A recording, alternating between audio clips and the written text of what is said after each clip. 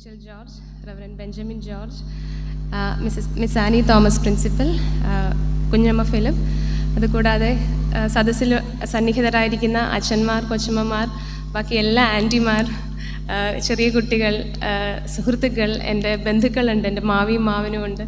എല്ലാവരോടുമുള്ള എൻ്റെ സ്നേഹവന്ദനം.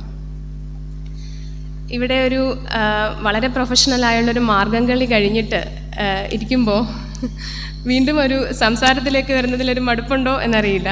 പക്ഷെ എന്നാലും മാർഗം കളി ചെയ്ത ടീമിനെ പ്രത്യേകം അഭിനന്ദിക്കുന്നു. വളരെ പ്രൊഫഷണലായിട്ടാണ് അവരത് ചെയ്തത്. എനിക്കതിൽ വളരെ ശ്രദ്ധിച്ച ഒരു കാര്യം എന്ന് വെച്ചാൽ അവരുടെ തോട, നിങ്ങൾ അവിടെ വരെ കണ്ടോ എന്നറിയില്ല. ഇപ്പം നമ്മൾ കാണാത്തൊരു കാര്യം, തോടയും അതിൽ കുത്തിയിട്ട് ബ്രോച്ച്, പണ്ടത്തെ കാലത്ത് നമ്മൾ സ്ഥിരമായി വരുന്ന അമ്മച്ചിമാർ, അമ്മമ്മമാരൊക്കെ ചെയ്യുന്ന ഒരു ഇതായിരുന്നു. ഇപ്പം നമുക്കത് നഷ്ടപ്പെട്ടു.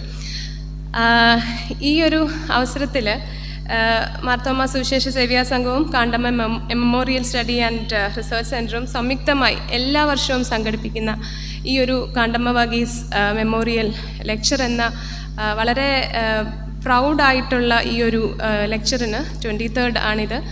എന്നെ ക്ഷണിച്ചതിൽ ഞാൻ പ്രത്യേകിച്ച് തിരുമേനിയോട് നന്ദി പറയുന്നു. പ്രത്യേകിച്ച് എന്നെ കഴിഞ്ഞ ഏപ്രിലാണ്, കഴിഞ്ഞ 2 മാസം മുന്നെയാണ് റേച്ചൽ ജോർജ് കൊച്ചമ്മ വിളിച്ചപ്പോൾ എനിക്ക് പെട്ടെന്ന് എന്നെ തന്നെയാണോ ഉദ്ദേശിക്കുന്നത് എന്ന് ഞാനൊന്ന് അതിശയിക്കുകയുണ്ടായി. കാരണം കാണ്ടമ്മ വർഗീസിനെ പറ്റി സൺഡേ സ്കൂളിൽ പഠിച്ചിട്ടുണ്ട്. പിന്നെ ഞാൻ നിക്കോൾസണിലാണ് 6 വർഷം പഠിച്ചത്. അപ്പോൾ അങ്ങനെ കാണ്ടമ്മ വർഗീസിനെ പറ്റി അറിയാം. പക്ഷേ അന്ന് 15-16 വയസ്സായിരുന്ന ഞാൻ ഇപ്പോൾ 30 വർഷങ്ങൾക്ക് ശേഷം, ഇപ്പോൾ എൻ്റെ പ്രായം എത്രയെന്ന് മനസ്സിലായിക്കൊണ്ടല്ലോ, 30 വർഷങ്ങൾക്ക് ശേഷം ഇവിടെ വന്ന് നിൽക്കുമ്പോൾ അന്ന് കണ്ട കാണ്ടമ്മ വർഗീസിനെ അല്ല ഞാനിപ്പോൾ കാണുന്നത്. അപ്പോൾ എന്തുകൊണ്ടാണ്, ഞാൻ എങ്ങനെയാണ് കാണ്ടമ്മ വർഗീസിനെ കാണേണ്ടത്, അല്ലെങ്കിൽ എങ്ങനെയാണ് ഇത്രയും വലിയൊരു ജനസമൂഹത്തോട് സംസാരിക്കേണ്ടത് എന്നുള്ളത് വളരെ സംശയത്തിലായിരുന്നു ഞാൻ കരുതിയിരുന്നത്. ഞാൻ തിരുമേനി എടുത്ത് ചോദിക്കുകയായിരുന്നു, ഇത്രയും വലിയ ആളുകൾ, ഇത്രയും ആൾക്കൂട്ടം സാധാരണ ഉണ്ടാവാറുണ്ടോ? അപ്പോൾ തിരുമേനി എല്ലാ വർഷവും വളരെ എന്തൂസിയാസ്റ്റിക്കായിട്ടാണ് എല്ലാവരും വരാറ്, പല സ്ഥലങ്ങളിൽ നിന്ന് വന്നിട്ടുണ്ട്. അപ്പോൾ ഞാൻ ഇങ്ങനെ ആലോചിക്കുകയാണ്, എൻ്റെ അമ്മ ഇതുപോലെ ഒരു മീറ്റിങ്ങിന് വരുന്നതിന് മുമ്പ് 2 ദിവസം മുമ്പ് തന്നെ അരി എപ്പോൾ അരച്ച് വെക്കണം, ഏത് സാരി ഉടുക്കണം, എന്ത് പ്ലാൻ ചെയ്യണം, വീട്ടിലുള്ള പെറ്റ്സിനെയൊക്കെ എന്ത് ചെയ്യണം എന്നൊക്കെ പ്ലാൻ ചെയ്യാറുണ്ട്. അതേപോലെ ഞാൻ വിചാരിക്കണം, ഇത്രയും ദൂരെ നിന്ന്, തിരുവല്ല പോലെയുള്ള സ്ഥലങ്ങളിൽ നിന്ന് വരുമ്പോൾ നിങ്ങൾ വീട്ടിൽ എന്തൊക്കെ അറേഞ്ച് ചെയ്തിട്ടായിരിക്കും ഇവിടെ വന്നത് എന്ന് ഞാൻ ആലോചിക്കുകയാണ്. പക്ഷെ എന്തായാലും ഇത്രയും പേര് ഇവിടെ കൂടി വന്നതിലും നിങ്ങളെ എല്ലാവരെയും ഒരുമിച്ച് കാണാൻ കഴിഞ്ഞതിലും എനിക്ക് വളരെയധികം സന്തോഷമുണ്ട്. കുറച്ച് കാര്യങ്ങൾ പറഞ്ഞോട്ടെ. ഞാനിവിടെ നിൽക്കുന്നത് എൻ്റെ അപ്പയും അമ്മയും എൻ്റെ സൺഡേ സ്കൂളും എൻ്റെ സഭയും ഒക്കെ പഠിപ്പിച്ചിട്ടുള്ള, അല്ലെങ്കിൽ വിത്ത് പാകിയിട്ടുള്ള വായനയുടെ ശീലം, അല്ലെങ്കിൽ സാമൂഹ്യ വീക്ഷണം, ദൈവവചനം, ഇതെല്ലാം തന്നെ ഇതിൻ്റെ ഒരു അടിസ്ഥാനമാണെന്ന് ആദ്യം തന്നെ പറഞ്ഞുകൊള്ളട്ടെ. തിരുമേനി പറഞ്ഞതിലുള്ള കുറേ കാര്യങ്ങൾ എൻ്റെ സംസാരത്തിലും വരുന്നുണ്ട്. പക്ഷേ ഞാൻ ഇത്രയും കാലം പഠിപ്പിച്ചതും എഴുതിയിരിക്കുന്നതുമായ കാര്യങ്ങളുടെ പശ്ചാത്തലത്തിലൂടെയാണ് ഞാനിതിനെ കാണാൻ ശ്രമിക്കുന്നത്.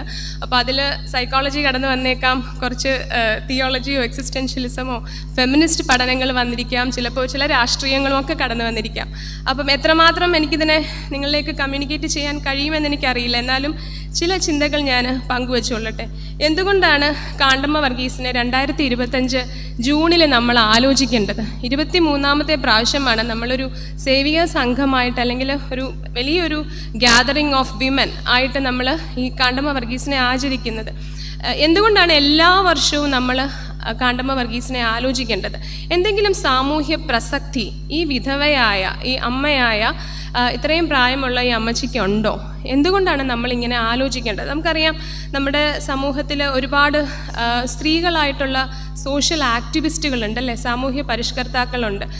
നമ്മുടെ സഭയിൽ തന്നെ നമുക്ക് നോക്കുകയാണെങ്കിൽ പലതരത്തിലുള്ള സ്ത്രീകളെ കാണാൻ കഴിയും. ഇപ്പം കുറച്ച് മുന്നേ ആനി മാഡം സംസാരിക്കുകയായിരുന്നു. നമുക്ക് വളരെ മുമ്പ് പല ലീഡേഴ്സ് ഉണ്ട്. പക്ഷേ അതിൽ നിന്നും എന്തുകൊണ്ടാണ് കാണ്ടമ്മ വർഗീസിനും മാത്രം ഒരു റിസർച്ച് സെൻറ്റർ ഉണ്ടാവുന്നതും, എന്തുകൊണ്ടാണ് അവരെ നമ്മളെ ഓരോ വർഷവും വളരെ ഫോമലായിട്ട്, ഔദ്യോഗികമായിട്ടും ആലോചിക്കുന്നത്? അതിൻ്റെ ഒരു പ്രസക്തിയെപ്പറ്റി ഞാൻ ആലോചിച്ചപ്പോൾ എനിക്ക് മനസ്സിലായത്, ഓരോ വർഷവും നമ്മൾ കാണ്ടമ്മ വർഗീസിൻ്റെ ജീവിതത്തിലൂടെ കടന്നു പോകുമ്പോൾ പുതിയ പുതിയ ചിന്തകളും പുതിയ പുതിയ പ്രസക്തമായ ആലോചനകളോ അല്ലെങ്കിൽ പ്രവർത്തനത്തിന് സഹായിക്കുന്ന തരത്തിലുള്ള ഒരുപാട് കാര്യങ്ങൾ കാണ്ടമ്മ വർഗീസിൻ്റെ ജീവിതത്തിലൂടെ നമുക്ക് കിട്ടുന്നു എന്നുള്ളതാണ്. അപ്പോൾ ഇന്നത്തെ ചിന്തയിൽ ഞാൻ പങ്കുവെക്കാൻ ആഗ്രഹിക്കുന്നത് 2 ഭാഗങ്ങളാണ്. ഒന്ന്, കാണ്ടമ്മ എന്ന് പറയുന്ന ഒരു സ്ത്രീയെക്കുറിച്ചുള്ള ആലോചനകൾ. അവർ ഒരു മകളായിരുന്നു, അതിനെപ്പറ്റി നമുക്ക് ഹിസ്റ്ററി ഒന്നുമില്ല. അമ്മയായിരുന്നു, അമ്മ എന്താണെന്ന് അവരെങ്ങനെയുള്ള അമ്മയായിരുന്നു പോലും അറിയില്ല. അവർ ആകെ നമുക്കൊരു സെൻറ്റൻസ് മാത്രമേ ഉള്ളൂ, നിങ്ങൾ പുറത്തേക്ക് ഇറങ്ങിക്കോളൂ, ദൈവവചനത്തിന് വേണ്ടി ഇറങ്ങിക്കോളൂ, ഞാൻ മക്കളെ നോക്കിക്കോളാം എന്ന് പറയുന്ന ഒരു ദൈവവിളി എന്ന് മാത്രമേ അതിനെപ്പറ്റി പറയുന്നുള്ളൂ. പിന്നീടാണ് ഇവരുടെ 3 മക്കളും എന്തായി ആരായി എന്നുള്ളതിനെ പറ്റിയുള്ള എന്തെങ്കിലും രേഖപ്പെടുത്തിയിട്ടുള്ളത്. അപ്പോൾ അവർ അമ്മയായി എങ്ങനെയായിരുന്നു നമുക്കറിയില്ല. 20-ാം വയസ്സിലാണ് അവർ വിവാഹം കഴിച്ചത്, 30-ാം വയസ്സിലാണ് അവർ വിധവയാകുന്നത്. അപ്പോൾ ഇതിനെപ്പറ്റിയുള്ള ഇവർ ഭാര്യയായിരുന്നത് എങ്ങനെയാണ്, മകളായിരുന്നത് എങ്ങനെയാണ്, അമ്മയായിരുന്നത് എങ്ങനെയാണ്, അമ്മായിയമ്മയായിരുന്നത് എങ്ങനെയാണ്, ഇതൊന്നും നമുക്ക് അറിയില്ല.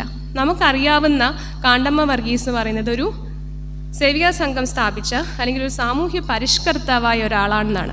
അപ്പോൾ നമുക്ക് കാണ്ടമ്മ വർഗീസിനെ 2ആയിട്ട് വിഭജിക്കാം. ഒന്ന്, ഒരു സ്ത്രീ എന്ന രീതിയിലും, മറ്റൊന്ന് ഒരു സമൂഹത്തിൽ ഇറങ്ങി പ്രവർത്തിച്ച ഒരു വ്യക്തി എന്ന രീതിയിലും. കാണ്ടമ്മ വർഗീസിലോട്ട് കടക്കുന്നതിന് മുൻപ് ഞാൻ മനഃശാസ്ത്രത്തിൻ്റെ ബാക്ക്ഗ്രൗണ്ടിൽ നിന്ന് വന്നതുകൊണ്ട് തന്നെ മനസ്സിനെയും മാനസിക പ്രക്രിയകളെയും മനസ്സിലാക്കാനായിട്ട് ഒരുപാട് തരത്തിലുള്ള സിദ്ധാന്തങ്ങൾ ഞങ്ങൾ പഠിപ്പിക്കുന്നുണ്ട്.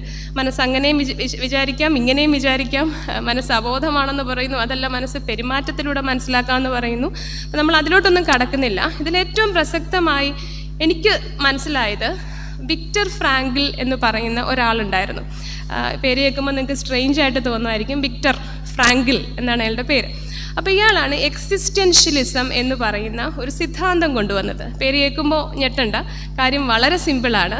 അദ്ദേഹം ഈ സിദ്ധാന്തത്തിലൂടെ പറയുന്നത് എങ്ങനെയാണ് മനുഷ്യർ ജീവിതത്തിൻ്റെ അർത്ഥം കണ്ടെത്തുന്നത് എന്നുള്ളതാണ്.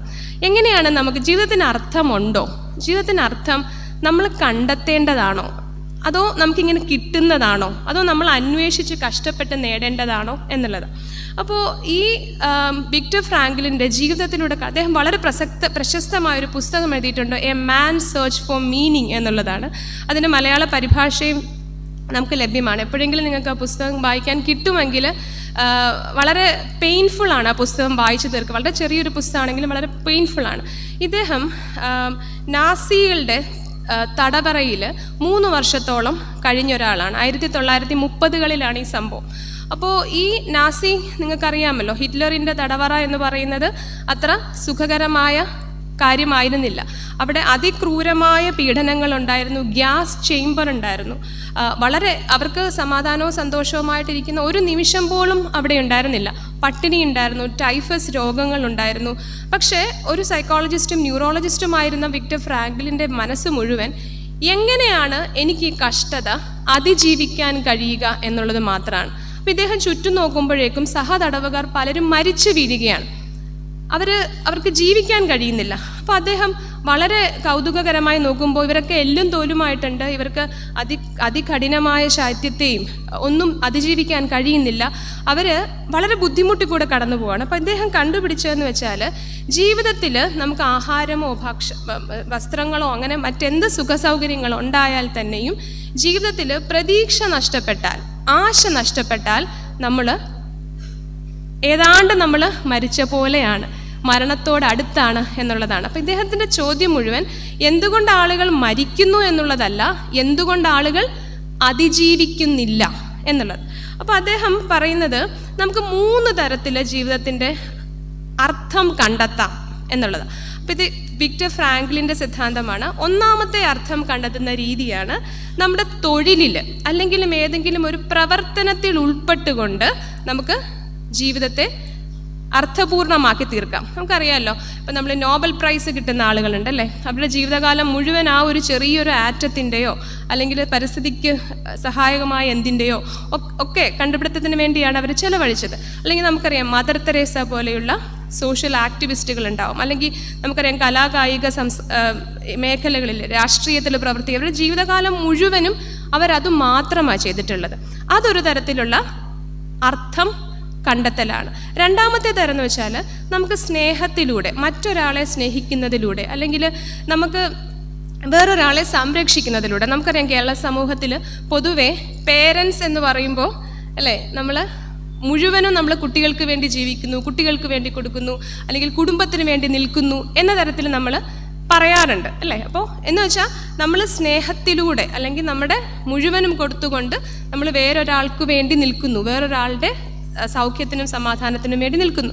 അപ്പോൾ ഇതും നമ്മൾ വേറൊരു തരത്തിലുള്ള ഒരു അർത്ഥം കണ്ടെത്തലാണ്. നമുക്കറിയാമല്ലോ, പല പ്രണയ സിനിമകളും, മിക്ക സിനിമകളും പ്രണയ സിനിമകളാണ്. മിക്ക പ്രണയ സിനിമകളിലും കാണുന്നത് അവരുടെ പ്രണയിതാവിന് വേണ്ടി ജീവിതകാലം മുഴുവൻ ഒഴിഞ്ഞു വെക്കുകയാണ്. നമുക്കറിയാമല്ലേ, ഇപ്പോൾ അവർക്ക് ഒരു വിവാഹം എന്ന് പറയുന്ന ഒരു അവസ്ഥയിലേക്ക് എത്താൻ കഴിഞ്ഞില്ലെങ്കിലും റെസ്റ്റ് ഓഫ് ദ ഡേയ്സ് അവർക്ക് വേണ്ടി കാത്തിരിക്കുന്ന ഒരുപാട് ഹിസ്റ്റോറിക്കൽ ക്യാരക്ടേഴ്സിനെയൊക്കെ നമുക്കറിയാം. അങ്ങനെ അർത്ഥം കണ്ടെത്തുന്നതാണ് രണ്ടാമത്തെ സോഴ്സ് അല്ലെ സ്രോതസ് എന്ന് പറയുന്നത്. മൂന്നാമത്തേതാണ് നമുക്കിവിടെ ഏറ്റവും പ്രസക്തമായിട്ടുള്ളത്. വിഷമസന്ധികളിൽ അല്ലെങ്കിൽ ഏറ്റവും ദുരന്തങ്ങളിൽ, കഷ്ടപ്പാടുകളിൽ എന്താണെങ്കിലും എനിക്കിതിൽ കൂടെ കടന്നു പോയേ പറ്റൂ, സഹനം നടത്തിയേ പറ്റൂ. അതിലൂടെ നേരിടുന്ന അല്ലെങ്കിൽ ലഭിക്കുന്ന, ആർജിക്കുന്ന ധൈര്യത്തിലൂടെ എങ്ങനെയാണ് എനിക്ക് എൻ്റെ ജീവിതത്തെ അർത്ഥപൂർണമാക്കി തീർക്കാനുള്ളത്. അപ്പോൾ എനിക്ക് കണ്ണമ്മ വർഗീസിൻ്റെ ജീവിതം വായിച്ചപ്പോൾ എനിക്ക് ഫ്രാങ്ക്ലിൻ്റെ ഈ ഒരു പെർസ്പെക്റ്റീവിനോട് വളരെയധികം കണക്ഷൻ തോന്നി. എന്താണ് മൂന്നാമത്തേത്? അതായത് തൊഴിലിലല്ല, സ്നേഹത്തിലൂടെ എന്നുള്ളതല്ല. മൂന്നാമത്തേത് വിഷമസന്ധികളിൽ അതിനെ ഓവർകം ചെയ്യുമ്പോൾ, അതിനെ അതിജീവിക്കുമ്പോൾ എങ്ങനെയാണ് നമുക്ക് ജീവിതത്തിൽ അർത്ഥം കണ്ടെത്തുക എന്നുള്ളത്.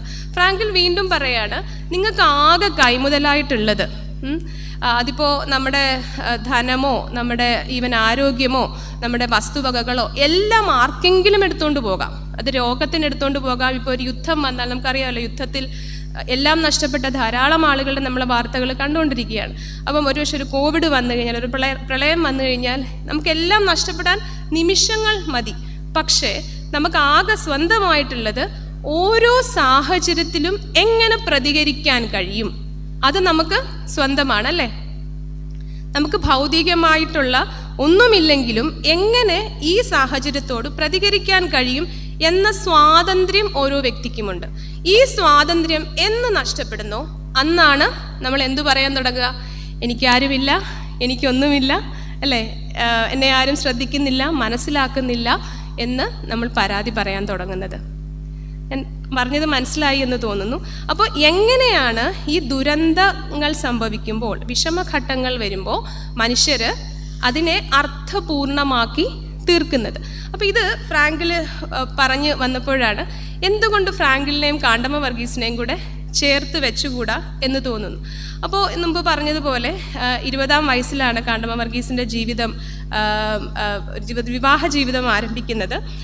പക്ഷേ ഞാൻ വിചാരിക്കുകയാണ് 30-ാം വയസ്സിൽ 20-ാം വയസ്സിൽ നമുക്കറിയാം, ആ കാലത്ത് വളരെ ചെറുപ്പത്തിൽ തന്നെ കല്യാണം കഴിക്കുന്ന ഒരു കാലമായിരുന്നു. 1876 മുതൽ 1964 വരെ 88 വർഷക്കാലം കാണ്ടമ്മ ജീവിച്ചു. അപ്പോൾ ഇവർ വിവാഹം കഴിച്ച സമയത്ത് നിങ്ങൾ ആലോചിക്കുക, നമ്മുടെയൊക്കെ വീട്ടിൽ കുട്ടികളുണ്ടല്ലേ. അപ്പോൾ 20-ാം വയസ്സിൽ നമ്മൾ കല്യാണം കഴിച്ച് കൊടുക്കുക എന്ന് പറയുമ്പോൾ നമ്മളൊന്നും കൂടെ ആലോചിക്കും, അല്ലെങ്കിൽ അവർ പ്രതികരിക്കും പറ്റില്ല എന്നുള്ളത്. അപ്പോൾ നമ്മൾ മനഃശാസ്ത്രത്തിൽ കൗമാരക്കാരൊക്കെ ക്ലാസ് എടുക്കാൻ പോകുമ്പോൾ പറയാറുണ്ട്, നമുക്ക് ഫ്രോണ്ടൽ ലോബ് എന്ന് പറയുന്നൊരു ഭാഗമുണ്ട്. നമ്മുടെ ചിന്തകളൊക്കെ നമ്മുടെ ഈ ഭാഗം കൊണ്ടാണ് ചിന്തിക്കും. നമ്മൾ തലവേദന എടുക്കുന്നതെന്ന് പറയില്ലേ, അത് നമ്മുടെ ഈ ഭാഗമാണ്. നമ്മൾ ഒരുപാട് ചിന്തിക്കുമ്പോൾ, പഠിക്കുമ്പോൾ, ആലോചിക്കുമ്പോഴൊക്കെ. അപ്പോൾ ഫ്രോണ്ടൽ ലോബിൻ്റെ വികസനം അത് പരിപൂർണമായിട്ട് ഡെവലപ്പ് ചെയ്യുന്നത് 23 മുതൽ 25, 24 വയസ്സ് വരെയെങ്കിലും വികസിച്ചുകൊണ്ടേയിരിക്കും. അപ്പോൾ ആ പ്രായത്തിലും താഴെയാണ് കാണ്ടമ്മ വർഗീസിനെ വിവാഹം കഴിച്ചു വിടുന്നത് അല്ലേ. ആ ഒരു വിത്തിൻ 10 years അവർക്ക് 3 കുട്ടികളുണ്ടായി. ഒന്ന് വിഷ്വലൈസ് ചെയ്ത് നോക്കുക, നമ്മളെ കാണ്ടമ്മ വർഗീസിൽ ഒന്ന് പ്രതിഷ്ഠിച്ച് നോക്കുക. അപ്പോൾ ഈ 3 മക്കളുമായി ഇരിക്കുമ്പോഴാണ് ഭർത്താവ് മരിക്കുന്നത്.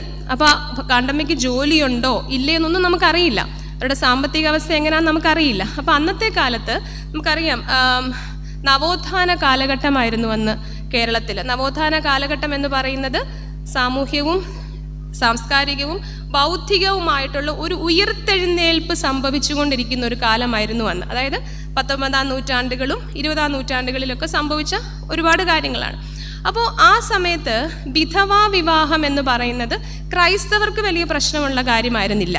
പക്ഷേ ഹൈന്ദവർക്ക് ജാതി സംബന്ധിച്ച് അതൊരു വലിയ പ്രശ്നമായിരുന്നു. പക്ഷേ കാണ്ടമ്മ വർഗീസ് എന്ത് ചെയ്തു? മറ്റൊരു വിവാഹത്തിന് അവർ ആലോചിച്ചിരുന്നോ? പുനർവിവാഹം ചെയ്യാൻ ആലോചന. 3 കുട്ടികളുണ്ട്. ഇതെങ്ങനെയാണ് മുമ്പോട്ട് ജീവിതം അതിനെപ്പറ്റി കൃത്യമായ യാതൊരു ധാരണയോ അല്ലെങ്കിൽ നമുക്ക് നിലവിൽ രേഖപ്പെടുത്തലുകൾ ഒന്നുമില്ല. അപ്പോൾ പിന്നെ നമ്മൾ കാണുന്നത് ഇവർ പ്രാർത്ഥിക്കുകയും അങ്ങനെ ഇനിയും മുമ്പോട്ട് ദൈവത്തിൻ്റെ സുവിശേഷമായിട്ട് മുമ്പോട്ട് പോകാമെന്ന് കാണ്ടമ്മ വർഗീസ് ജീവിക്കുകയാണ്. അപ്പോൾ എനിക്ക് ആ ഒരു പോയിന്റ് ഉണ്ടല്ലോ, ആ പോയിന്റ് എന്ന് പറയുന്നത് അവരുടെ ജീവിതത്തിലെ ഒരു ക്രിട്ടിക്കൽ സ്റ്റേജാണ്.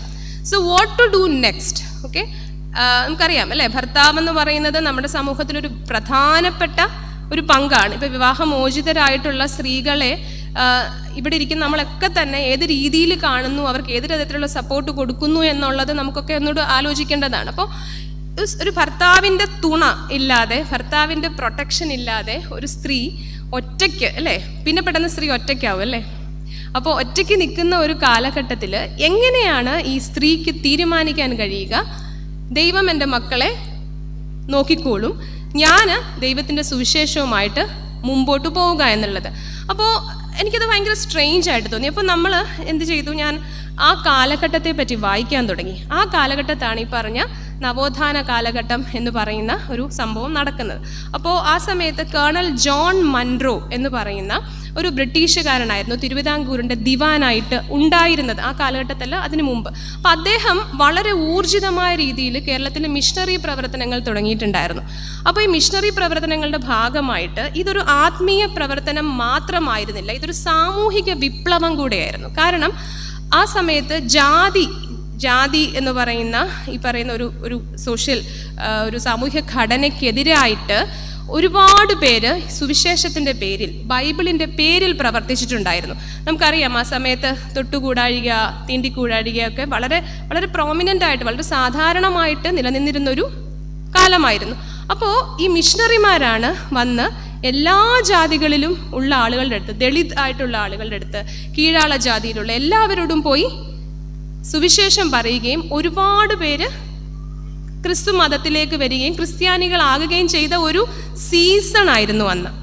അപ്പോൾ ഇത് കാണ്ടമ്മയെ സംബന്ധിച്ചിട്ട് ഒരു എന്താ പറയുന്നത്, ഒരു ഫെർട്ടൈൽ ടൈമായിരുന്നു, ഒരു നല്ല സമയമായിരുന്നു. അപ്പോൾ ഭരണകൂടമാവട്ടെ അല്ലെങ്കിൽ സാമൂഹ്യ പരിസ്ഥിതിയാവട്ടെ ആളുകളോട് സുവിശേഷം പറയാനും യേശുവിനെ പറ്റി പറയാനും ഒക്കെ അല്ലെ ഒരു നവോത്ഥാന സമയമായിരുന്നു. എല്ലാവരും ഈ പറയുന്ന ജാതി വ്യവസ്ഥയും മറ്റ് ബുദ്ധിമുട്ടുകളും ഒക്കെ തരണം ചെയ്യണം എന്ന് ആഗ്രഹിക്കുന്ന ഒരു കാലമായിരുന്നു. അതേസമയമാണ് നമുക്കറിയാം 2 ലോകമഹായുദ്ധങ്ങൾ ആ സമയത്തുണ്ടായിരുന്നു. എനിക്ക് തോന്നുന്നു ഇവിടെ ഇരിക്കുന്ന അമ്മച്ചിമാർ പലരും ആ സമയത്തുണ്ടായിരുന്നോ എന്ന് എനിക്ക് അറിയില്ല. ഒന്നാമത്തെ ലോകമഹായുദ്ധം 1914 മുതൽ 18 വരെയും, രണ്ടാമത്തേത് 39 തൊട്ട് 45 വരെയായിരുന്നു. ആ സമയത്ത് എന്ത് സംഭവിച്ചു, കേരളത്തിൽ നമുക്ക് വലിയ ബുദ്ധിമുട്ടുകൾ ഉണ്ടായില്ലെങ്കിലും ഭക്ഷ്യ പ്രശ്നങ്ങളുണ്ടായി, ദാരിദ്ര്യമുണ്ടായി. ഒരുപാട് പേർക്ക് അന്ന് നമ്മുടെ തേങ്ങയും കയർ വ്യവസായങ്ങളൊക്കെ ആയിരുന്നു നമ്മുടെ നാട്ടിൽ കൂടുതലായിട്ടുണ്ടായിരുന്നത്. അപ്പോൾ അതെല്ലാം മുടങ്ങി. അപ്പോൾ ഇതിൻ്റെ ഏറ്റവും കൂടുതൽ ബുദ്ധിമുട്ട് ആരാ അനുഭവിക്കുന്നത്? സ്ത്രീകളും കുഞ്ഞുങ്ങളുമാണ്. അപ്പോൾ അതിഭയങ്കര ദാരിദ്ര്യത്തിൻ്റെ ഒരു കാലമുണ്ടായിരുന്നു. മാനസികമായിട്ട് അവർക്ക് ബുദ്ധിമുട്ടുണ്ടായിരുന്നു. സാന്ത്വനത്തിനു വേണ്ടിയും സമാധാനത്തിനു വേണ്ടിയും സ്നേഹത്തിനു വേണ്ടിയും ഒരു ഇൻക്ലൂഷനു വേണ്ടിയും അവർ വളരെയധികം കാത്തിരിക്കുന്ന ഒരു സമയത്താണ് നമ്മുടെ കാണ്ടമ്മ ഈ ഒരു തീരുമാനം എടുക്കുകയും വളരെ ഊർജിതമായിട്ട് ഇവർ മനുഷ്യരുടെ ഇടയിലോട്ട് ഇറങ്ങി വരുന്നൊരു കാഴ്ചയാണ്. ആ സമയത്താണ് നമുക്കറിയാമായിരിക്കും പൊയ്കയിൽ അപ്പച്ചൻ എന്ന് പറയുന്ന ഒരു പോയറ്റായിരുന്നു അദ്ദേഹം, ഒരു സോഷ്യൽ റിഫോമറും കൂടെ ആയിരുന്നു. അദ്ദേഹം ഒരുപാട് ഗാനങ്ങളിലൂടെ ഈ സുവിശേഷം അല്ലെങ്കിൽ കീഴാള ജാതിക്കാരുടെ പ്രശ്നങ്ങളും കൂടെ മിക്സ് ചെയ്തിട്ട് ഉള്ള അദ്ദേഹം ഗാനങ്ങളും കവിതകളും എഴുതിയിരുന്നു. ഇതിപ്പോൾ പല ഫോമിൽ യൂട്യൂബിലൊക്കെ അത് ലഭ്യമാണ്. മറ്റൊന്നാണ് നമുക്കറിയാം മോസസ് ശ്രീവത്സലം ശാസ്ത്രിയാർ എന്ന് പറയുന്ന അദ്ദേഹവും ഈ സമയത്ത് പാട്ടുകൾ എഴുതിയിട്ടുണ്ടായിരുന്നു. അപ്പോൾ ഞാൻ 2 ലൈൻ ഒന്ന് പറയാം മോസസ് ശ്രീവത്സലത്തിൻ്റെ. അപ്പോൾ നമുക്ക് മനസ്സിലാവും എങ്ങനെയാണ് ഈ ഒരു സോഷ്യൽ പരിതസ്ഥിതി കാണ്ടമ്മയ്ക്ക് അനുകൂലമായി തീർന്നെന്നുള്ളത്. അടിമവേലയൊഴിഞ്ഞുതേ നമ്മുടെ അടിമവേല അഴിഞ്ഞുതേ, ഇടിക്കണം പേയിൻ കോട്ട നാം ഇടിക്കണം, ജാതിഭേദങ്ങൾ മുടിക്കണം, സ്നേഹത്തിൻ കൊടി പിടിക്കണം. ഈ അവസാനം 3 വരി ആരെങ്കിലും എവിടെയെങ്കിലുമൊക്കെ കേട്ടിട്ടുണ്ടെന്ന് തോന്നുന്നു. ഇത് പറയുന്നത് എന്താണ്? ഇത് ആത്മീയതയെ അന്നത്തെ സാമൂഹ്യ സാഹചര്യത്തിലോട്ട് ട്രാൻസ്ലേറ്റ് ചെയ്യുന്ന, എടുത്ത് കൊണ്ടുവെക്കുന്ന, ട്രാൻസ്ഫർ ചെയ്യുന്ന ഒരു അവസ്ഥയാണ്. അപ്പോൾ അതുകൊണ്ട് തന്നെ നമ്മൾ പിന്നീട് നോക്കിക്കഴിയുമ്പോൾ വളരെ ധൈര്യമായിട്ടാണ് കാണ്ടമ്മ മുമ്പോട്ട് പോയത്. നമ്മൾ ഡോക്യുമെൻ്ററിയിൽ കാണുകയുണ്ടായി. കാണ്ടമ്മ ആരെയൊക്കെ കണ്ടത്? തിരുവിതാംകൂർ രാജാവായ ശ്രീമൂലം തിരുനാളിനെ കണ്ട് ഒരു ബൈബിള് കൊടുത്തു അല്ലേ.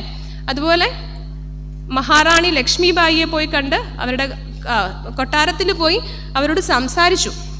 കുറേ സമയം സംസാരിക്കുകയും അവർക്ക് സ്വർണം കെട്ടിച്ചൊരു ബൈബിള് കൊടുത്തെന്നൊക്കെയാണ് ചരിത്രത്തിൽ എഴുതിയിരിക്കുന്നത്. ഇതിനെ രണ്ടുപേരെയും രാജാവിൻ്റെ കാറിൻ്റെ പുറകെ ഓടി നടന്ന് അദ്ദേഹത്തിൻ്റെ അടുത്ത് ദൈവത്തിൽ വിശ്വസിക്കുക എന്ന് പറയുകയൊക്കെ ചെയ്യുന്ന പറഞ്ഞത്. അപ്പോൾ അന്നൊന്നും ഇവരെ തടയാഞ്ഞതിൻ്റെ പ്രധാന കാര്യം വളരെ അനുകൂലമായ ഒരു സാഹചര്യം മിഷണറി പ്രവർത്തനത്തിന് ആ സമയത്ത് ഉണ്ടായിരുന്നു എന്നുള്ളതാണ്. അപ്പോൾ ഈ ഒരു അനുകൂല സാഹചര്യത്തെ ഈ ഒരു റൂളേഴ്സിൽ മാത്രം കാണ്ടമ്മ ഒതുക്കി നിർത്തിയില്ല. ഇവർ സാഹിത്യത്തിലും കൂടെ ഇറങ്ങി. വള്ളത്തോളിനെ കാണുകയുണ്ടായി. വള്ളത്തോളിൻ്റെ മഗ്നല്ല മറിയം, അതേപോലെ യേശു വിജയം എന്നീ കവിതകളൊക്കെ നമുക്കറിയില്ല, മേ ബി കാണ്ടമ്മയുടെ സംസാരത്തിലൂടെയും ഒക്കെ ഒരു ഇൻഫ്ലുവൻസ്, കാണ്ടമ്മയെ പോലെയില്ല പറഞ്ഞ മോസസ് ശ്രീവത്സലും ഒക്കെ പറയുന്നവരുടെയൊക്കെ ഒരു ഇൻഫ്ലുവൻസ് ഒക്കെ കാണാതിരിക്കില്ല. അപ്പോൾ ഞാൻ പറഞ്ഞു വരുന്നതെന്ന് വെച്ചാൽ ഇവരൊരു ഫയറായിരുന്നു, ഒരു തീയായിരുന്നു. ആ ഉള്ളിൽ ആ ഒരു തീരുമാനം എടുത്തു കഴിഞ്ഞിട്ട് എന്തൊക്കെയാണ് കാണ്ടമ്മ ചെയ്തത്? വീട്ടിൽ തന്നെ ഇരിക്കുകയായിരുന്നോ? വീട്ടിൽ കൂട്ടായ്മ നടക്കുമോ അല്ലെങ്കിൽ പ്രാർത്ഥനാ സംഘങ്ങൾ നടത്തുകയായിരുന്നില്ല. അവർ വീട്ടിലിരുന്നോന്ന് തന്നെ നമുക്കറിയില്ല. കുഞ്ഞുങ്ങളെ എങ്ങനെ വളർത്തിയെന്നോ അവരുടെ ഭക്ഷണം ബാക്കി കാര്യങ്ങൾ സ്കൂളിങ്ങിനെ പറ്റി ഒന്നും പറയുന്നില്ല. ഇവർ പുറത്തേക്ക് ഇറങ്ങുകയായിരുന്നു. അവർ അയൽപക്കങ്ങളിൽ മാത്രമാണോ പോയത്? അല്ല, ചന്തകളിൽ പോയി, തെരുവോരങ്ങളിൽ പോയി. തുമ്പമണ്ണ് വീടുള്ള അവരെവിടെയാണ് പോയത്? തിരുവനന്തപുരത്ത് പോയി. എങ്ങനെ പോയി കാണും? അന്ന് വണ്ടിയുണ്ടോ? ഉണ്ടാവല്ലേ, കളവണ്ടിയോ? അത് നമ്മൾ നോക്കണം. അവരെങ്ങനെയാണ് അവിടെ വരെ പോയത്? അവരെങ്ങനെയാണ് സഞ്ചരിച്ചു കൊണ്ടിരുന്നത് അല്ലേ? അപ്പോൾ നമുക്കിപ്പോൾ ഇറങ്ങി നിന്നാൽ മതിയല്ലേ, ബസ്സോ എന്ത് വേണമെങ്കിലല്ലേ. ഇപ്പം ഉബറാണെങ്കിലും പല ആപ്പുകളുണ്ട്. അപ്പോൾ ഈ ഒരു സോഷ്യൽ സിറ്റുവേഷനെ, ഒരു സാമൂഹ്യ സാഹചര്യത്തെ എങ്ങനെയാണ് അവരുടെ ധീരമായൊരു തീരുമാനത്തിന് വേണ്ടി ഉപയോഗിച്ചത് എന്നുള്ളതിൻ്റെ ആദ്യത്തെ സ്പാർക്കായിട്ട് എനിക്ക് മനസ്സിലായത് അവരുടെ തീരുമാനത്തിൻ്റെ ശക്തിയായിരുന്നു. അതിൽ വേറെ ആരെങ്കിലും ഇൻഫ്ലുവൻസ് ചെയ്തിട്ടുണ്ടോ, ആരെങ്കിലുമായിട്ട് ചർച്ച ചെയ്തിട്ടുണ്ടോ എന്നൊന്നും പറയുന്നില്ല. അവർ ഉറച്ച് തീരുമാനിച്ചു. എന്താണ്? എൻ്റെ മക്കളെ ദൈവം കാത്തോളും, ഞാൻ ദൈവത്തിൻ്റെ സുവിശേഷവുമായിട്ട് പുറത്തിറങ്ങുകയാണെന്നുള്ളത്. നമ്മുടെയൊക്കെ ജീവിതത്തിൽ പലതവണയും നമ്മളിങ്ങനെ പല തീരുമാനങ്ങളൊക്കെ എടുത്തിട്ടുണ്ടാവും അല്ലേ. ഇന്ന് ജാനുവരി 1 ഇന്ന് മുതൽ ഞാൻ നന്നാവും, അല്ലെങ്കിൽ ജൂൺ 1 ഇന്ന് മുതൽ നന്നാവും, അല്ലെങ്കിൽ ഇന്ന് മുതൽ ഞാൻ ഈ തീരുമാനമെടുക്കും. പക്ഷേ എങ്ങനെയാണ് ഈ സ്ത്രീകളുടെ ജീവിതത്തിൻ്റെ അർത്ഥം തീരുമാനിക്കുന്നത്? അപ്പോൾ ഇത്രയും നമ്മൾ പറഞ്ഞത് ഫ്രാങ്കിലിൻ്റെ നാസി തടവുകാരുടെ ഒരു അവസ്ഥയായിരുന്നു. സ്ത്രീകളുടെ ജീവിതത്തിൻ്റെ അർത്ഥം നമുക്ക് സ്ത്രീകൾക്ക് തീരുമാനിക്കാൻ പറ്റുമോ? ആരാ സ്ത്രീകളുടെ ജീവിതം തീരുമാനിക്കുക? അവരവരാണ് തീരുമാനിക്കുക എന്ന് ഉറപ്പുള്ള ആളുകളൊന്ന് കൈവെക്കൂ. ഓക്കെ, 1 2 3 4 5 6 7 8 ഓക്കെ, മേ ബി ഒരു 20 പേര് കാണും. എത്ര പേരുണ്ടെന്നുള്ളത് നമുക്ക് ഭക്ഷണം കഴിക്കാൻ പോകുമ്പോൾ കാണാം. അപ്പോൾ ഈ എന്തുകൊണ്ടാണ് സ്ത്രീകൾക്ക് സ്ത്രീകളുടെ ജീവിതം തീരുമാനിക്കാൻ കഴിയാൻ പറ്റാത്തത്? അതാണ് നമ്മുടെ കാണ്ടമ്മ വർഗീസിൻ്റെ ജീവിതത്തിൽ ആലോചിക്കുന്നതിൻ്റെ ഒന്നാമത്തെ കാര്യം. സ്ത്രീകളുടെ ജീവിതത്തിൻ്റെ അർത്ഥം തീരുമാനിക്കപ്പെടുന്നത് ആരാണ്? ഇപ്പോൾ നമ്മളിവിടെ വന്നപ്പോൾ ഞാൻ ആദ്യം പറയുകയുണ്ടായി, ഇവിടേക്ക് വരണം എന്നുണ്ടെങ്കിൽ നമുക്ക് എന്തെല്ലാം നോക്കണം? ലിസ്റ്റ് എഴുതാം അല്ലേ, എന്തൊക്കെ ചെയ്യാനുണ്ട്, ഇനിയിപ്പോൾ ചെന്ന് കഴിഞ്ഞിട്ട് എന്തൊക്കെ ചെയ്യാനുണ്ട്. അപ്പോൾ ഇവിടെ ഇരിക്കുമ്പോഴത്തേക്കും 1 മണിക്ക് ഇപ്പോൾ തീരുമോ, ഞാനിങ്ങനെ സംസാരിച്ചുകൊണ്ട് ഇപ്പോൾ തീരുമോ, അവിടെ ചെന്നിട്ട് ഇവിടെ ചെന്നിട്ട് ഈ കാൽക്കുലേഷനാണ്. അപ്പോൾ ഇതാണോ ജീവിതത്തിൻ്റെ അർത്ഥം? ഇതാണോ, ഇങ്ങനെയാണോ നമ്മൾ തീരുമാനിക്കേണ്ടത് എന്നുള്ളതാണ് ഒന്നാമത്തെ ആലോചന. അപ്പോൾ കുടുംബിനിയാവുക, അല്ലെങ്കിൽ അമ്മയാവുക, ഭാര്യയാവുക, അമ്മായിയമ്മയും വല്യമ്മയും ആവുക എന്ന് പറയുന്ന ഒരു ഭയങ്കര റോള് നമ്മുടെ സ്ത്രീകളുടെ ജീവിതത്തിൽ പറഞ്ഞു വെച്ചിട്ടുള്ളതാണ് അല്ലേ. അപ്പോൾ സാധാരണ ഞാൻ കണ്ടിട്ടുള്ളത് പല സ്ത്രീകളും ഈ പറയുന്ന റോളുകൾക്കുള്ളിൽ നിന്നിട്ടുള്ള ഒരു സർക്കസാണ്. അപ്പം അതിൽ വെച്ച് ഏറ്റവും നല്ല അമ്മ എങ്ങനെയാകാം, അല്ലെങ്കിൽ ഏറ്റവും നല്ല ഭാര്യ എങ്ങനെയാവും അല്ലേ, പൂമുഖവാതിൽക്കൽ സ്നേഹം തുളുമ്പുന്ന ഭാര്യ എങ്ങനെയാകാം, അല്ലെങ്കിൽ ഒരു മദേഴ്സ് ഡേ അല്ലേ, മദർഹുഡ് എന്ന് പറയുന്നത് നമ്മൾ ഭയങ്കരമായിട്ട് സെലിബ്രേറ്റ് ചെയ്യപ്പെടുന്ന ഒന്നാണ് അല്ലേ. അപ്പോൾ അതൊക്കെ നമുക്ക് എങ്ങനെയാകാം? അപ്പോൾ സൊസൈറ്റി വെച്ചിരിക്കുന്ന ആ സ്റ്റാൻഡേർഡിലേക്ക്, ഈ പറഞ്ഞ നിയതമായ ഡിറ്റർമൈൻഡ് ആയിട്ടുള്ള റോളുകളിലേക്ക് നമുക്ക് എങ്ങനെ എത്താം എന്ന് പറയുന്ന ഒരു അവസ്ഥയിലൂടെയാണ് നമ്മൾ കടന്നു പോകുന്നത്. ഇതാണോ നമ്മുടെ ജീവിതത്തിൻ്റെ അർത്ഥം? അപ്പോൾ നമുക്ക് 3 പോയിൻ്റാണ് ഫ്രാങ്കിൽ പറഞ്ഞിട്ടുള്ളത്. എന്തൊക്കെയായിരുന്നു? തൊഴിലിൽ, സ്നേഹത്തിലൂടെ, ദുരന്തമായ അല്ലേ ഒരു സഹനത്തിലൂടെയുള്ള ധൈര്യം ആർജിച്ചുകൊണ്ട്. അപ്പോൾ ഇതിൽ എവിടെ കൂടെയാണ് നമ്മൾ അർത്ഥം കണ്ടെത്തുക. അപ്പോൾ നമുക്ക് മനസ്സിലാവുന്നത് പലപ്പോഴും സ്ത്രീകൾ കടന്നു പോകുന്നത് ഈ ചുറ്റുമുള്ളവരുടെ ഒരു അപ്രൂവൽ അല്ലെങ്കിൽ ചുറ്റുമുള്ളവരുടെ ഒരു സമ്മതവും കയ്യടിയും കിട്ടാനാണ്. അതായത് ഞാൻ ഇങ്ങനെ ചെയ്താൽ എനിക്ക് കൂടുതൽ അംഗീകാരം കിട്ടും, ഞാൻ ഇങ്ങനെ ചെയ്താൽ എനിക്ക് കൂടുതൽ സ്നേഹം കിട്ടും, ഞാൻ എൻ്റെ മക്കളുടെ നല്ല അമ്മയാവുക, ഞാൻ നല്ല ഭാര്യയാവുക, നല്ല അമ്മായിയമ്മയാവുക, അല്ലെ അമ്മായിയമ്മയോ ഡൗട്ട്ഫുൾ, അങ്ങനെ സൊസൈറ്റി അങ്ങനെ അല്ലല്ലേ പറയുന്നത്. നല്ല അമ്മായിമ്മ എന്നുള്ള കോൺസെപ്റ്റ് നമുക്ക് പൊതുവെ മീഡിയയിലൊന്നും കാണാറില്ല. അപ്പോൾ ഇങ്ങനെയെല്ലാം നല്ല സ്ത്രീ ആവുക അല്ലേ. അപ്പം അതുകൊണ്ടാണ് നമ്മൾ മാധ്യമങ്ങളിലൊക്കെ കാണത്തില്ലേ, സ്ത്രീ ഒരു അതിക്രമം ചെയ്യുമ്പോൾ, സ്ത്രീ ഒരു കൊലപാതകം ചെയ്യുമ്പോൾ പത്രത്തിലെ ആദ്യത്തെ തലക്കെട്ട് എങ്ങനെയാ? കൊലപാതകമെന്നല്ല, സ്ത്രീ എന്നുള്ളതാണ്. പക്ഷേ സാധാരണ കൊലപാതകങ്ങൾ ഏറ്റവും കൂടുതൽ ചെയ്യുന്നവരാരാ? പുരുഷന്മാരാണ്. ഞാൻ വെറുതെ പറയുന്നതല്ല. National crime record bureau report നമ്മൾ നോക്കിയാൽ തന്നെ നമുക്ക് ക്ലിയർ ആയിട്ട് ഗൂഗിളിൽ അറിയാവുന്നതാണ്. അപ്പം ഒരുപാട് കൊലപാതകങ്ങളോ ബുദ്ധിമുട്ടുകളോ ഒക്കെ സ്ത്രീകൾ ചെയ്തു കഴിഞ്ഞാൽ അതൊരു വലിയ പ്രശ്നമാകും. എന്തുകൊണ്ടാണ്? ഇത് സ്റ്റീരിയോ ടൈപ്പുകൾക്ക് എതിരായിട്ടാണ്. സ്ത്രീകൾ വളരെ ശാന്തമായും അടങ്ങി ഒതുങ്ങിയും ഡിസിപ്ലിൻഡ് ആയിട്ടും ജീവിക്കേണ്ട സ്ത്രീകൾ ഇത് ചെയ്ത് കഴിയുമ്പോഴേക്കും എന്തുകൊണ്ടാണ് ഇത്രയും വലിയ രീതിയിൽ നമ്മളിത് പറയുന്നത്? ഈ ഇടയ്ക്ക് എനിക്ക് 2 ദിവസം മുന്നേ ഇവിടുത്തെ പത്രത്തിൽ വന്നോന്നറിയത്തില്ല, കിളിമാനൂർ ഒരു സ്കൂൾ വാൻ മറിഞ്ഞിട്ടുണ്ടായിരുന്നു. സ്കൂൾ വാൻ മറിഞ്ഞിട്ട് കുറേ കുട്ടികൾ ആശുപത്രിയിലായി. ഒരു വയലിലോട്ട് സ്കൂൾ വാൻ മറിഞ്ഞു. എനിക്കൊന്ന് സ്കൂൾ തുറന്നിട്ട് 2ാമത്തെ ദിവസമാണ്. അതിലെന്ത് എഴുതിയിരിക്കുന്നത്? കിളിമാനൂർ വയലിലേക്കൊരു സ്കൂൾ വാൻ മറിഞ്ഞു. ആരാ വണ്ടി ഓടിച്ച്? അതിനെപ്പറ്റി പറയുന്നില്ല. എങ്ങാനും അതൊരു അന്നാമ്മയോ ശോശാമ്മയോ ആയിരുന്നെങ്കിൽ അവരുടെ വീട്ടിൽ പോകും അല്ലേ മീഡിയ. നിങ്ങൾക്ക് എന്നാണ് ഡ്രൈവിംഗ് ലൈസൻസ് കിട്ടിയത്? എന്ന് മുതലാണ് നിങ്ങൾ ഡ്രൈവ് ചെയ്യാൻ തുടങ്ങിയത്? മനസ്സിലാവുന്നില്ലേ? അപ്പോൾ ഈ സ്ത്രീകളെ പറ്റിയുള്ള ഈ ഒരു പ്രഷർ, ഈ ഒരു എന്താ പറയുക, ആ ഒരു പ്രഷറും പ്രതീക്ഷകളും അതിഭയങ്കരമായി നിൽക്കുന്ന ഒരു സാഹചര്യത്തിൽ എങ്ങനെയാണ് കാണ്ടമ്മ വർഗീസിന്, അന്നും ഇതൊക്കെ തന്നെ ഉണ്ടായിരുന്നു, അവരുടെ ജീവിതത്തിൻ്റെ അർത്ഥം കണ്ടെത്താൻ കഴിഞ്ഞത്? ഇതൊന്നും നടക്കാത്ത കാര്യങ്ങളല്ല, അത് നടക്കുന്നത് കൊണ്ടാണ് നമ്മളിവിടെ ഇരിക്കുന്നത്. 23ാമത്തെ വർഷവും നമുക്ക് ഈ പ്രഭാഷണം നടത്താൻ കഴിയുന്നത് ഇത് പോസിബിൾ ആയതുകൊണ്ടാണ്. ഈ സ്ത്രീകൾക്ക് ആരുടെ അനുവാദമാണ് വേണ്ടത്? സ്ത്രീകൾക്ക് ആരാണ് ഇവരെ അപ്രൂവ് ചെയ്ത് അനുവദിച്ച് വിടേണ്ടത്? നമ്മൾ ഓരോരുത്തരും ചിന്തിക്കേണ്ട കാര്യമാണ്. അപ്പോൾ തിരുമേനി സംസാരത്തിൻ്റെ അവസാനം പറഞ്ഞു നമുക്ക് ആലോചന ഉണ്ടാവണം എന്നുണ്ട് അല്ലേ. അപ്പം നമ്മൾ എല്ലാ ദിവസവും രാവിലെ മുതൽ വൈകുന്നേരം വരെ നമുക്ക് ചെയ്യാൻ ധാരാളം കാര്യങ്ങളുണ്ട്. അതുകൂടാതെ പള്ളിയുടെ കാര്യങ്ങൾ, വീട്ടിലെ കാര്യങ്ങൾ, മേ ബി അയൽക്കൂട്ടം ഉണ്ടെങ്കിൽ അയൽക്കൂട്ടത്തെ കാര്യം, ഒരുപാട് കാര്യങ്ങളുണ്ട്. പക്ഷേ ഇതിൻ്റെയൊക്കെ മുകളിലായിട്ട് നമ്മൾ നമ്മളെപ്പറ്റി ആലോചിക്കുന്നുണ്ടോ? ഇതാണ് കാണ്ടമ്മ വർഗീസിൻ്റെ ജീവിതത്തിൽ ഏറ്റവും കൂടുതൽ നമ്മൾ ചിന്തിക്കേണ്ട ഒരു കാര്യമാണ്. അതായത് അവരവരുടെ സ്വന്തം മക്കളെ വളർത്താനും അനുവദിച്ചു. She let their children bring up themselves. Okay, അവർ തന്നെ വളർന്നു. അവരമ്മയെ കണ്ടു, അവരമ്മ ചെയ്യുന്ന കാര്യങ്ങൾ കണ്ടു മനസ്സിലാക്കി അവർ വളരുകയാണ് ചെയ്തത്.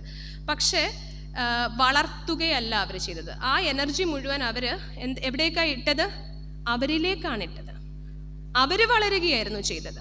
പക്ഷേ ഈ പ്രോസസ്സിൽ ഇവിടെ എന്താ സംഭവിക്കുക? നമ്മൾ ഓരോരുത്തരും ആലോചിക്കുക, നമ്മൾ വളരുന്നുണ്ടോ? തിരുമേനി വളരെ ഞാൻ പറയാൻ ആഗ്രഹിച്ച തിരുമേനി പറഞ്ഞ തമ്മിൽ ഒരുപാട് സിമിലാരിറ്റീസ് ഉണ്ട്.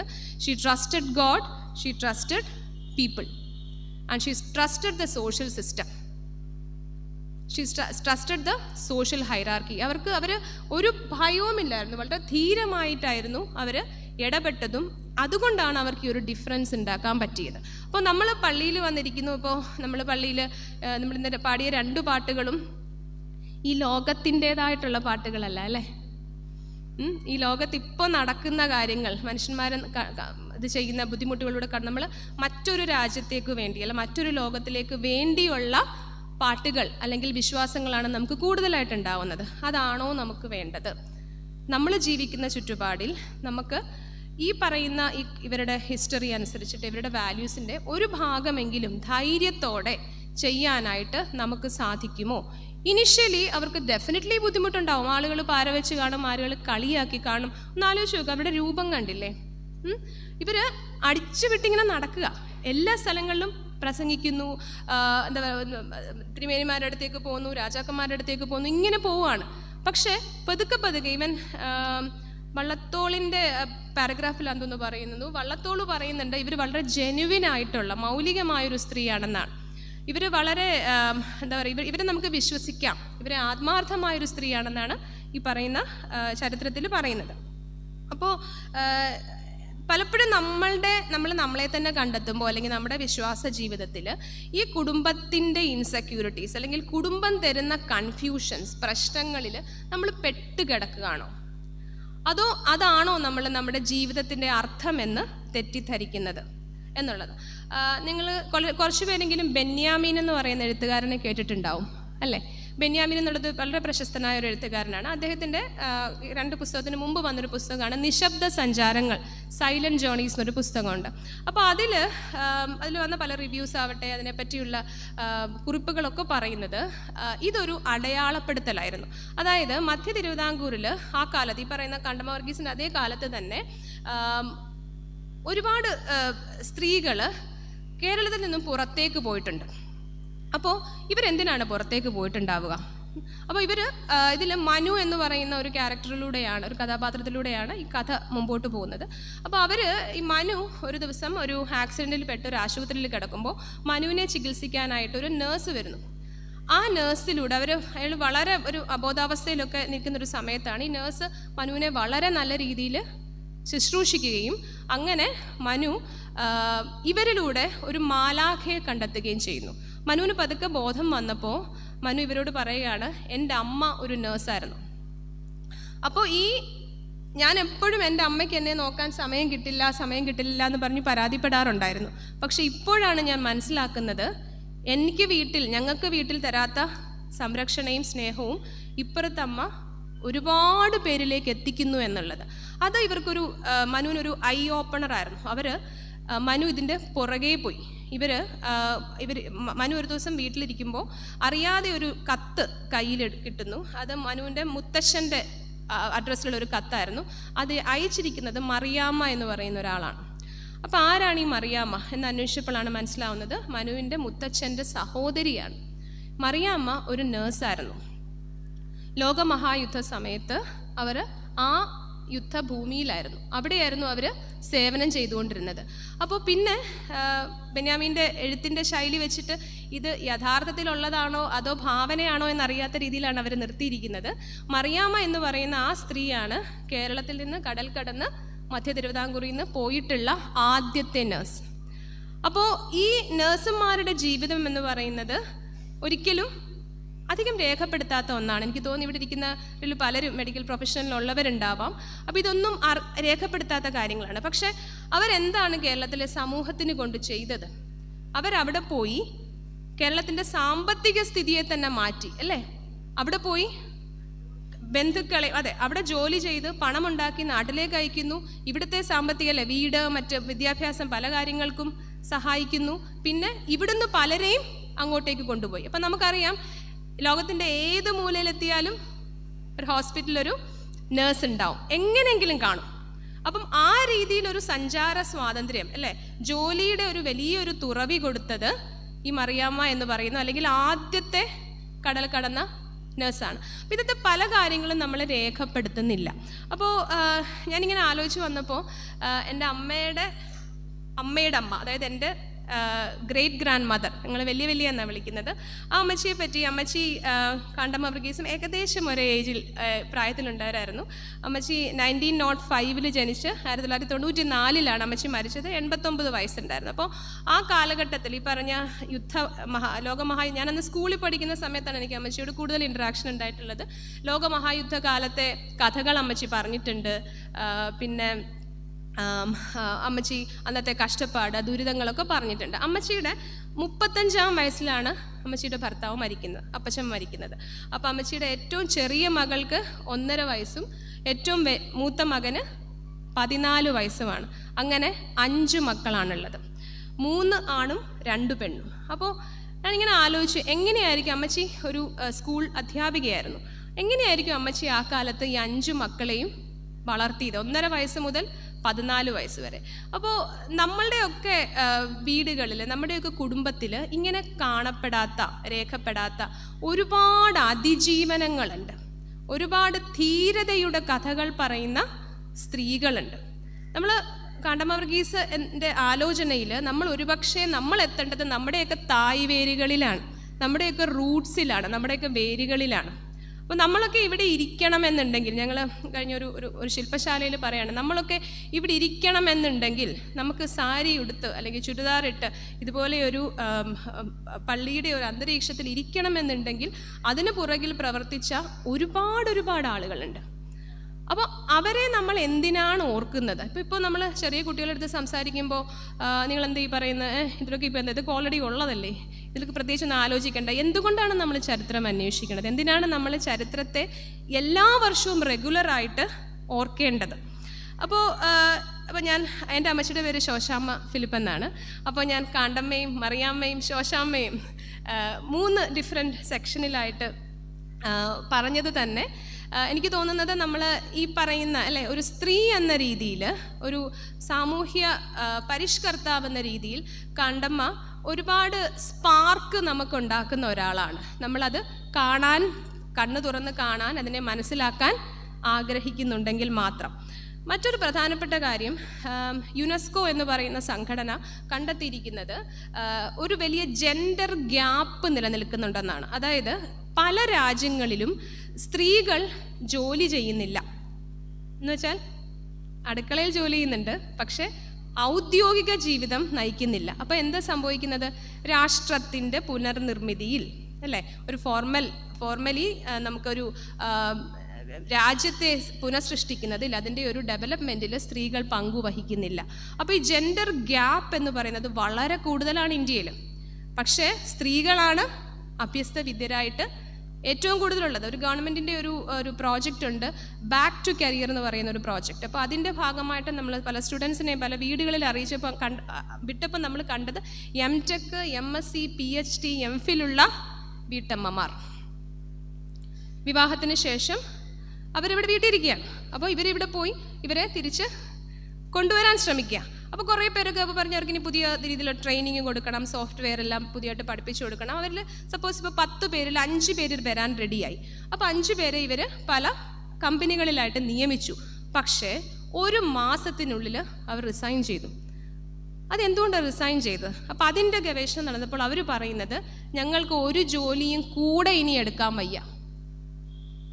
6 മണിക്ക് എഴുന്നേറ്റ് കുട്ടികളെ സ്കൂളിൽ വിട്ട്, ഭർത്താവിനെ സ്കൂളിൽ വിട്ട്, വീട്ടിലെ ബാക്കി എല്ലാ കാര്യങ്ങളും ചെയ്ത് പ്രായമായ അപ്പനെ അമ്മയെല്ലാം നോക്കിയിട്ടുണ്ടായിരുന്ന ഞാൻ ഇപ്പോൾ 4 മണിക്ക് എണീക്കണം. ഇതേ ജോലികൾ എല്ലാം ചെയ്തിട്ട് എനിക്ക് ഔദ്യോഗിക ജീവിതത്തിന് പോകണം. എന്തിന്?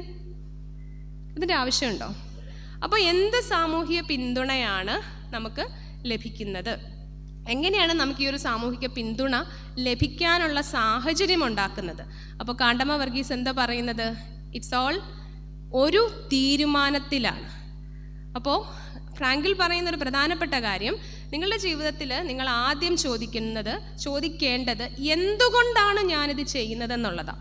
അല്ലാതെ അയ്യോ ഞാൻ എങ്ങനെ ചെയ്യും, എങ്ങനെ അങ്ങോട്ട് പോവും, എങ്ങനെ നോക്കും എന്നല്ല. എന്തുകൊണ്ട് എന്നുള്ളതിന് നിങ്ങൾക്ക് അർത്ഥമുണ്ടെന്നുണ്ടെങ്കിൽ നിങ്ങൾക്ക് എല്ലാ എങ്ങനെകൾക്കും ഉത്തരമുണ്ടാവും.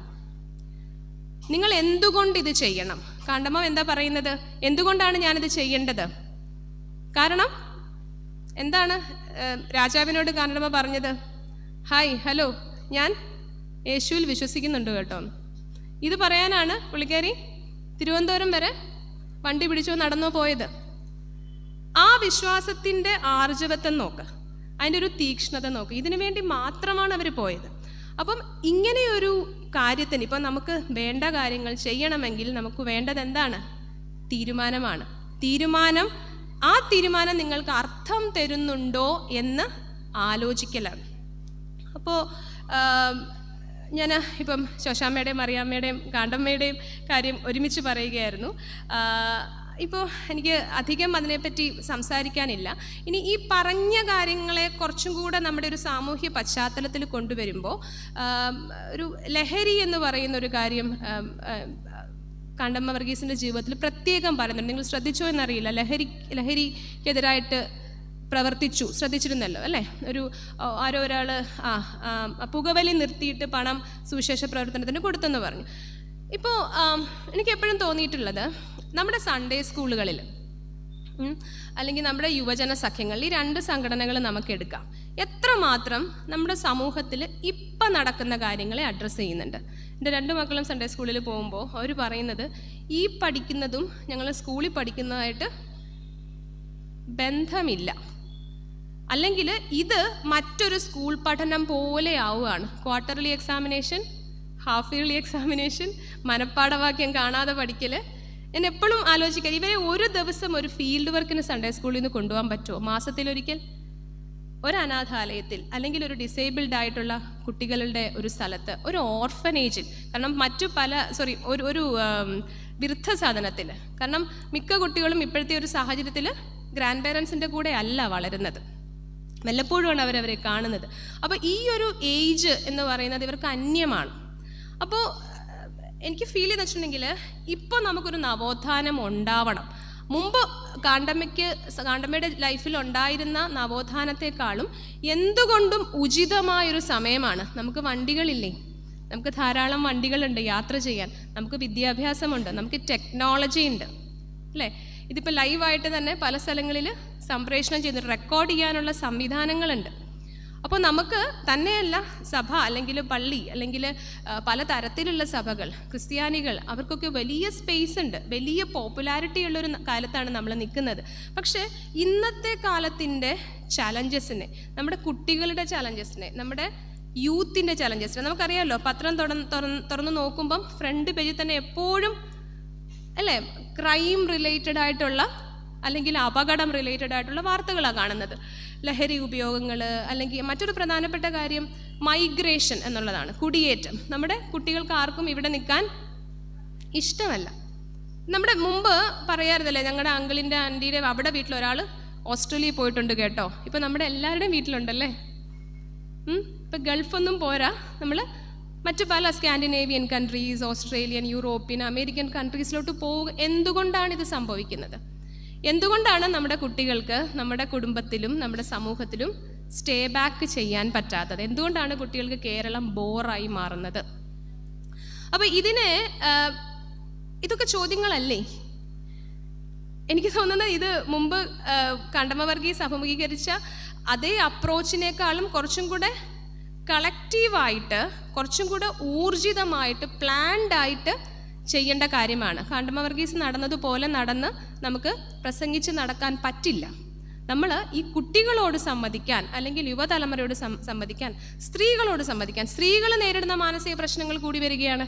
വിഷാദ രോഗം എന്ന് പറയുന്നത് വളരെ കൂടുതലായിട്ട് വരികയാണ്. ഉറക്കം നഷ്ടപ്പെട്ട എത്രയോ സ്ത്രീകളുണ്ട്. എനിക്കറിയാം പല ആൻറ്റിമാരും ഉറക്കം തൂങ്ങുന്നുണ്ട്. വന്നപ്പം തൊട്ട് ഉറക്കം തൂങ്ങും. മാർഗം കളിക്ക് എല്ലാവരും ഒന്ന് എണീറ്റു. തിരുമേനി കാണുമല്ലോ എന്ന് വിചാരിച്ച ചിലരൊക്കെ കണ്ണ് തിരുമ്മി നോക്കുന്നുണ്ടായിരുന്നു. അപ്പോൾ ഉറക്കത്തിൻ്റെ പ്രശ്നങ്ങളുണ്ട്, പലതരത്തിലുള്ള ആങ്സൈറ്റീസ് ഉണ്ട്. അപ്പം ഇതൊക്കെ എന്തുകൊണ്ടാണ് സ്ത്രീകൾക്ക് മാത്രമായി സംഭവിക്കുന്നത്? ഇതൊന്നും നമ്മൾ അഡ്രസ്സ് ചെയ്യേണ്ട കാര്യങ്ങളല്ലേ? അപ്പം നമ്മൾ പത്രത്തിൽ ഒരുപാട് വാർത്തകൾ വായിക്കുന്നു, അല്ലെങ്കിൽ നമ്മൾ ചാനലുകളിൽ കാണുന്നു. പക്ഷെ നമ്മൾ പള്ളിയിൽ വരുമ്പോൾ, അല്ലെങ്കിൽ സേവ്യ സംഘത്തിൽ വരുമ്പോൾ വേറൊരു അറ്റ്മോസ്ഫിയറാണ്. അതും ഇതും തമ്മിൽ നമുക്ക് ബന്ധമില്ല. അപ്പം അതുകൊണ്ട് തിരുമേനി പറഞ്ഞ കാര്യം ഒന്നും കൂടെ ഞാൻ പറയാണ്. നമ്മൾ എന്തിനാണ് ഈ കാണ്ടമ്മ വർഗീസിനെ കേൾക്കാൻ, മനസ്സിലാക്കാൻ എല്ലാ വർഷവും ഇവിടെ വരുന്നത്? അപ്പോൾ ഇതെല്ലാം ഇൻ്റർനെറ്റിൽ അവൈലബിൾ ആണ്. മേ ബി ഈ ഡോക്യുമെൻ്ററി അവർ ലൈവായിട്ട് കൊടുക്കും. ഇതിൽ നിന്ന് നമ്മൾ എന്താ മനസ്സിലാക്കണ്ടേ? നമ്മൾ എങ്ങനെയാണ് ഇവരുടെ ജീവിതത്തെ, ഇവരുടെ വാല്യൂസിനെ ഇന്നത്തെ തലമുറയിലേക്ക് ട്രാൻസ്ലേറ്റ് ചെയ്യാൻ പറ്റുക, അതിനെ അവിടുന്ന് ഇങ്ങോട്ടേക്ക് മാറ്റാൻ പറ്റുക? നമുക്കറിയാമല്ലോ, നമ്മുടെ വീടുകളിലുള്ള കുട്ടികളുടെ കമ്മ്യൂണിക്കേഷൻ, അവരുടെ പല ഭാഷകളും നമുക്ക് മനസ്സിലാവുന്നുണ്ടോ? ഇപ്പോൾ മനസ്സിലാവോ? നമ്മുടെ ഗ്രാൻഡ് ചിൽഡ്രൻ ആവട്ടെ, മക്കളാവട്ടെ, അല്ലേ, ജെൻസി അല്ലേ എന്ന് പറയുന്നൊരു തലമുറയുണ്ട്. അവരെ നമുക്ക് മനസ്സിലാക്കാൻ ബുദ്ധിമുട്ടാണ്. എപ്പോഴും കോൺഫ്ലിക്ട്സ് ആണ്. ഇപ്പോൾ ഒരു ദിവസം എന്തോ പറഞ്ഞ സമയത്ത് എൻ്റെ മക്കൾ പറയായിരുന്നു, അമ്മ ഒരു ബൂമറാണ് കേട്ടോ, അമ്മ ഈ 90കളിലെ അമ്മമാരെ പോലെ സംസാരിക്കില്ലെന്ന്. ഞാൻ പറഞ്ഞു, ഞാൻ 90ലെ അമ്മയല്ല, ആക്ച്വലി ഞാൻ കുറച്ചും കൂടെ മുമ്പാണ് ജനിച്ചത്. എന്താണ് ഈ ബൂമർ? ആദ്യമായിട്ട് അപ്പം ഞാൻ ഒരു ബബിൾ ഗം ബൂമർ ഉണ്ടല്ലോ, അപ്പം ഇത് മാത്രമേ എനിക്ക് അറിയില്ലായിരുന്നു. അപ്പം നമ്മൾ ഉടനെ എന്ത് ചെയ്യും? ഗൂഗിൾ ചെയ്യും. അപ്പം അങ്ങനെയാണ് ജനറേഷൻ ബൂമർ എന്നുള്ള ഒരു ജനറേഷൻ ഉണ്ടെന്ന് കണ്ടെത്തുകയും അവരുടെ പ്രായം എൻ്റെ പ്രായമല്ല, 65-75 പ്രായമാണ്. അപ്പോൾ ഞാൻ അവരോട് പറഞ്ഞു, നിങ്ങൾ പറയുമ്പം ടെക്നിക്കലി കറക്റ്റായിട്ട് പറയണം. ഞാൻ ബൂമറല്ല, ഞാൻ അതിനും താഴെ. പക്ഷേ സോഷ്യൽ മീഡിയയുടെ വരവോടെ അങ്ങോട്ടും ഇങ്ങോട്ടും റെസ്പെക്റ്റ് ഇല്ലാത്ത സംസാരങ്ങളുടെ ഇടയിൽ കമ്മ്യൂണിക്കേഷൻ പ്രശ്നമാവുന്ന സമയത്ത് നമ്മൾ ഇതിനെയൊക്കെ അഡ്രസ്സ് ചെയ്യേണ്ടതില്ലേ? നമ്മുടെ യൂത്ത് എന്ന് പറയുന്നത് പള്ളിയിൽ അച്ഛൻ നിർബന്ധിച്ച് വരുത്തുന്ന കൂടിപ്പോയാൽ 10 പേർ 15 പേർ, ചില പള്ളികൾ ഒരു പക്ഷേ 20-30 പേര് കാണാം, അത്രയും മാത്രമേ ഉള്ളൂ. നമ്മുടെ നാടുകളിലുള്ളത് യൂത്തല്ലേ? അപ്പോൾ നമ്മുടെ നാട്ടിൽ കടുത്ത ലഹരി പ്രശ്നങ്ങൾ നടക്കുമ്പോൾ നമുക്ക് എന്താണ് ചെയ്യേണ്ടത്? നമ്മളെ ബാധിക്കുന്ന പ്രശ്നങ്ങളല്ലേ? മറ്റൊന്നാണ് ആത്മഹത്യകൾ, സ്ത്രീധന മരണങ്ങൾ. ഇപ്പോൾ ക്യൂർ കമ്മ്യൂണിറ്റി, ഞാൻ ട്രാൻസ്ജെൻഡറിൻ്റെ ഇടയിൽ കുറേ നാൾ വർക്ക് ചെയ്യും, ഇപ്പോഴും അവരുടെ കമ്മ്യൂണിറ്റിയുമായിട്ട് അസോസിയേറ്റ് ചെയ്ത് നിൽക്കുകയും ചെയ്യുന്നുണ്ട്. ഒരുപാട് ക്യൂർ ആത്മഹത്യകൾ എന്ന് പറയുന്നത് ആത്മഹത്യകളല്ല, അത് കൊലപാതകങ്ങളാണെന്ന് നമുക്ക് പറയേണ്ടി വരും. കാരണം സമൂഹം അവർക്കൊരു സാഹചര്യവും സ്പേസും കൊടുക്കാത്തത് കൊണ്ട് അവർക്ക് മരിക്കേണ്ടി വരുന്ന ഒരു അവസ്ഥ ഉണ്ടാവുന്നുണ്ട്. അപ്പോൾ ഇതിനെയൊക്കെ നമുക്ക് അഡ്രസ്സ് ചെയ്യേണ്ടത്. യുദ്ധം നടക്കുന്നു, അതിനെപ്പറ്റി നമുക്ക് എന്താ പറയാനുള്ളത്? ഇപ്പോൾ നമ്മളിപ്പോൾ തിരുമേനി പറഞ്ഞ പോലെ എല്ലാം മേ മേ മേ എന്നുള്ള രീതിയിൽ നമ്മൾ എന്നും രാവിലെ എഴുന്നേറ്റ് അല്ലേ ഒരു നല്ല പ്രഭാതം കണ്ടതിനായിട്ട് ദൈവത്തിന് സ്തോത്രം ചെയ്യുന്നു. ഒന്ന് ആലോചിച്ച് നോക്കൂ, ജസ്റ്റ് ഒരു ഗാസ എന്നൊന്ന് യൂട്യൂബിൽ കൊടുത്താൽ മതി, അവിടെ എന്ത് പ്രഭാതമാണ് ഉള്ളത് അല്ലേ? അവിടെ ഒരു പ്രഭാതമുണ്ടോ നമുക്കറിയില്ല. പക്ഷേ നമ്മൾ എല്ലാ വർഷവും ക്രിസ്മസ്, ഈസ്റ്റർ ഇങ്ങനെ ആഘോഷിച്ചു കൊണ്ടേ ഇരിക്കുന്നു. അപ്പോൾ എങ്ങനെയാണ് നമുക്ക് കാലികമായിട്ട് പ്രസക്തമായിട്ട് കാണ്ടമ്മ വർഗീസിനെ മനസ്സിലാക്കാനായിട്ട് സാധിക്കുക? ഞാൻ എൻ്റെ വാക്കുകൾ ചുരുക്കുകയാണ്. 2 കാര്യങ്ങൾ പറയുന്നുണ്ട്. കഥകൾ ഇഷ്ടമാണല്ലോ അല്ലേ? ഞാനീ പറഞ്ഞതൊക്കെ മറന്നു പോയാലും ഈ കഥ മറക്കരുത്. പണ്ട് ഒരു നാട്ടിൽ ഒരു സൂഫി സ്ത്രീ ഉണ്ടായിരുന്നു. സൂഫി അറിയാമല്ലോ? സൂഫി സ്ത്രീ വളരെ ബൗദ്ധികമായ നിലയിൽ ഉയർന്ന ഒരു സ്ത്രീയാണ്. അവരൊരു ചെറിയ കുടിലിൽ ഒറ്റയ്ക്കായിരുന്നു താമസം. അവരുടെ പേര് റാബിയ ബസ്രിയ. പേര് മറക്കരുത്. ഈ കഥ പലതരത്തിൽ പ്രചരിക്കുന്നുണ്ട്, പക്ഷേ ഇത് ഇവരുടെ കഥയാണ്. ഒരു ദിവസം റാബിയ ഏകദേശം വൈകുന്നേരമായപ്പോൾ, സൂര്യൻ അസ്തമിക്കുന്ന സമയത്ത്, അവരുടെ കുടിലിൻ്റെ മുമ്പിൽ എന്തോ തിരയുന്നുണ്ടായിരുന്നു. അവരവിടുത്തെ അറിയപ്പെടുന്ന ഒരാളായതുകൊണ്ട് തന്നെ അവിടുത്തെ ഗ്രാമവാസികളോടി വന്ന് റാബിയോട് ചോദിച്ചു, നിങ്ങൾ എന്താ തിരയുന്നതെന്ന് ചോദിച്ചു. അപ്പോൾ റാബിയ പറഞ്ഞു, എൻ്റെ ഒരു സൂചി കാണാതെ പോയി കേട്ടോ എന്ന് പറഞ്ഞു. അപ്പോൾ സൂര്യൻ അസ്തമിക്കാൻ പോവാണല്ലോ, പഴയ കാലമാണ്, തെരുവിളക്കുകളൊന്നുമില്ല, പിന്നെ പിറ്റേ ദിവസം ആയാലേ തിരയാൻ പറ്റുള്ളൂ. അപ്പോൾ ഇവരെന്ത് ചെയ്തു? റാബിയെ സഹായിക്കാനായിട്ട് അവരെല്ലാവരും കൂടെ സൂചി തിരയാൻ തുടങ്ങി. കുറേ കഴിഞ്ഞിട്ടും കാണാതായി. ആയപ്പോഴേക്കും ഗ്രാമവാസികൾ നിവൃത്തിയില്ലാതെ ചോദിച്ചു, ഇരിക്കട്ടെ റാബിയ, എവിടെയാണ് നിങ്ങളുടെ സൂചി നഷ്ടപ്പെട്ടത്? അപ്പോൾ റാബിയ പറഞ്ഞു, സൂചി നഷ്ടപ്പെട്ടത് എൻ്റെ വീട്ടിൻ്റെ ഉള്ളിലാണ്. വീട്ടിൻ്റെ ഉള്ളിൽ വെളിച്ചമില്ലാത്തത് കൊണ്ടാണ് ഞാൻ പുറത്ത് തിരയുന്നത്. ഗ്രാമവാസികൾ, ഇവർക്കെന്താ വട്ടാണോ അല്ലേ? ഇവർക്ക് എന്തു പറ്റി? ഇവർ പിരിഞ്ഞുപോയി. റാബിയ അവരെ തിരിച്ചു വിളിച്ചു. ഇത് നിങ്ങളോട് ഒരു പ്രധാനപ്പെട്ട കാര്യം പറയാനാണ് ഞാനിങ്ങനെ ചെയ്തത്. നിങ്ങളെല്ലാവരും ഇതുപോലെയാണ്. നമ്മളുടെ ഉള്ളിൽ എന്തോ നഷ്ടപ്പെട്ടിട്ടുണ്ട്. We lost something inside. വീടെന്ന് പറയുന്ന അവരതിനെ ഒരു മനസ്സായിട്ടാണ് കരുതിയത്. നമ്മുടെ ഉള്ളിൽ എന്തോ നഷ്ടപ്പെട്ടിട്ടുണ്ട്. ആ നഷ്ടപ്പെട്ടതിനെ നമ്മൾ എവിടെയാണ് തിരയുന്നത്? പല സ്ഥലങ്ങളിലാണ് അല്ലേ? ഒരുപക്ഷെ പല പ്രസ്ഥാനങ്ങളിലായിരിക്കാം, പല ഇടങ്ങളിലായിരിക്കാം, പല വ്യക്തികളിലായിരിക്കാം, ലഹരിയിലായിരിക്കാം, പല കാര്യങ്ങളിലായിരിക്കാം. പക്ഷേ നിങ്ങളുടെ നഷ്ടപ്പെട്ടത് എന്താണെന്ന് നിങ്ങൾക്കറിയാം അല്ലേ? അതൊരു പക്ഷേ നിങ്ങളുടെ ജീവിതത്തിൻ്റെ അർത്ഥമായിരിക്കാം, അല്ലെ ആ ഒരു സന്തോഷമായിരിക്കാം, സമാധാനമായിരിക്കാം. അതിനെ നഷ്ടപ്പെട്ട ഇടത്തു പോയി നിങ്ങൾ തിരയണം. എങ്കിൽ മാത്രമേ നിങ്ങൾക്കത് സാധിക്കുള്ളൂ. അതായത് ദുഃഖത്തിൻ്റെ പ്രഭവം എന്ന് വെച്ചാൽ അതിൻ്റെ ഒറിജിൻ, അതിൻ്റെ തുടക്കം എവിടെയായിരുന്നു എന്നുള്ളത് അന്വേഷിക്കുന്നതിന് പകരം അതിൻ്റെ സമാധാനം, അതിൻ്റെ പരിഹാരത്തിന് വേണ്ടി ചുറ്റും നടക്കുന്നതിൽ അർത്ഥമില്ല എന്നാണ് റാബിയ അവരോട് പറഞ്ഞത്. അപ്പോൾ ഇതും നമ്മൾ മുമ്പ് പറഞ്ഞ പോലെയുള്ള കാര്യങ്ങളുമായിട്ട് നമുക്ക് കണക്ട് ചെയ്ത് വെക്കാവുന്നതാണ്. പിന്നെ രണ്ടാമത്തെ ഒരു കഥ എന്ന് പറയുന്നത് ചാൾസ് എം ഷൂൾസ് എന്ന് പറയുന്ന ഒരു വളരെ പ്രശസ്തനായൊരു കോമിക്കൊക്കെ എഴുതുന്ന ഒരു കഥാകാരനാണ്, ഒരു അമേരിക്കൻ കഥാകാരനാണ്. അദ്ദേഹത്തിൻ്റെ വളരെ പ്രശസ്തമായ 2 ക്യാരക്ടേഴ്സാണ് സ്നൂപ്പിയും ചാൾസ് ബ്രൗൺ ആണെന്ന് തോന്നുന്നു. ഇവർ 2 ഫ്രണ്ട്സാണ്. ഒരു കുട്ടിയും ഒരു പട്ടിയും. അവർ പെറ്റ്സാണ്. പെറ്റും അതിൻ്റെ ഓണർ കുട്ടിയാണ്. അപ്പം ഇവരുടെ പല കോൺവെർസേഷൻസ് ഉണ്ട്. അതിൽ ഒരു ദിവസം സ്നൂപ്പി ചാർലി ബ്രൗൺ സ്നൂപ്പിയോട് പറയാണ്, some day we will all die Snoopy എന്ന് ചോദിക്കുക. ഒരു ദിവസം നമ്മൾ എല്ലാവരും മരിക്കും അല്ലേ സ്നൂപ്പി എന്ന് ചോദിക്കും. അപ്പോൾ ഈ പട്ടി, സ്നൂപ്പി എന്ന് പറയുന്ന പട്ടി മറുപടി പറയുകയാണ്, ശരിയാണ്, പക്ഷേ മറ്റെല്ലാ ദിവസങ്ങളിലും നമ്മൾ മരിക്കില്ല. ഒരു ദിവസമേ നമ്മൾ പറയല്ലേ, ഒരു ദിവസം നമ്മൾ മരിക്കും, പക്ഷെ മറ്റെല്ലാ ദിവസങ്ങളിലും നമ്മൾ ജീവിക്കാനുള്ളവരാണ്, നമ്മൾ മരിക്കാനുള്ളവരല്ല. മറ്റൊരു കോൺവെർസേഷൻ ഇവർ തമ്മിലുള്ളത്, സ്നൂപ്പിയോട് ചാർലി ബ്രൗൺ പറയാണ്, നമ്മൾ ഒരിക്കലേ ജീവിക്കൂ അല്ലേ എന്ന് സ്നൂപ്പിയോട് ചോദിക്കുന്നു. അപ്പോൾ സ്നൂപ്പി എന്ന പട്ടി മറുപടി പറയുകയാണ്, അത് തെറ്റാണ്, നമ്മൾ ഒരിക്കലേ മരിക്കുള്ളൂ, ബാക്കി എല്ലാ ദിവസങ്ങളിലും നമ്മൾ ജീവിക്കും എന്നുള്ളതാണ്. അപ്പോൾ ഞാൻ എൻ്റെ വാക്കുകൾ നിർത്തുന്നതിന് മുമ്പ് ഒന്ന് കൺക്ലൂഡ് ചെയ്തോട്ടെ. അതായത് കാണ്ടമ്മ എന്ന് പറയുന്ന ഒരു വ്യക്തിയെ നമ്മൾ സ്ത്രീ എന്ന രീതിയിൽ കണ്ടു, പിന്നെ ഒരു സോഷ്യൽ റിഫോമർ എന്നുള്ള രീതിയിൽ കാണാൻ സാധിച്ചു. അതുപോലെ നമ്മുടെ വീടുകളിലെ സ്ത്രീകളിലോട്ടൊന്ന് തിരിഞ്ഞു നോക്കുക, അവരുടെ രേഖപ്പെടാത്ത ചരിത്രത്തെ കാണാൻ കഴിയുമോ എന്ന് നമുക്കൊന്ന് നോക്കാൻ പറ്റുന്നുണ്ട്. പിന്നെ ചരിത്രത്തിലും സാഹിത്യത്തിലും അല്ലെങ്കിൽ രാഷ്ട്രീയത്തിലും ഒക്കെയുള്ള സ്ത്രീകളെ നമുക്ക് കുറച്ചും കൂടെ ഒരു ദയയോടെ, മനസ്സിലാക്കലോടെ, അല്ലെങ്കിൽ വലിയൊരു വിശാലമായിട്ട് കാണാൻ സാധിക്കുന്നുണ്ടോ? അതേപോലെ ഏറ്റവും പ്രധാനപ്പെട്ട കാര്യം കാണ്ടമ്മ വർഗീസിലൂടെ നമുക്ക് മനസ്സിലാക്കാനുള്ളത്, നമുക്ക് വ്യക്തിപരമായ അർത്ഥം എങ്ങനെയാണ് ഒരു സ്ത്രീ എന്ന രീതിയിൽ അല്ലെങ്കിൽ ഒരു മനുഷ്യൻ എന്ന രീതിയിൽ കണ്ടെത്താൻ കഴിയുന്നതും അതിനനുസരിച്ച് നമുക്ക് സമൂഹത്തിൽ ഇടപെടാൻ കഴിയുന്നതും. Thank you.